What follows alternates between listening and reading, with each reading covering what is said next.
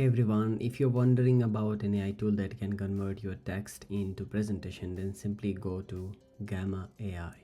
When you click there, you just go with this website here. Just click there, and this is the kind of interface you'll get. For here, you can click on Start for free, and here you can sign up. I'm basically continuing with my Google.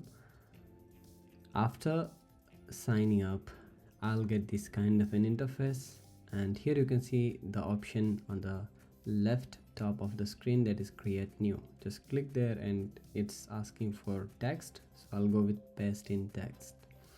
I'll simply go to ChatGPT and write a prompt for my presentation.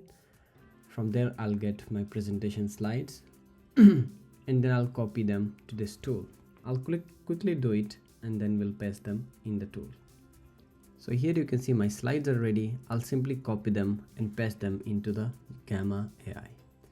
So here you can see I've pasted my slides in the Gamma AI, and from here I'll press continue. Once I press continue, I get these kind of options. I can go with any kind of a theme, and let me select one theme and then I'll press generate. So this is how you can easily make slides within minutes for your presentation. And I hope this video helped you a lot. Thank you so much for watching the video. Subscribe for more videos like this.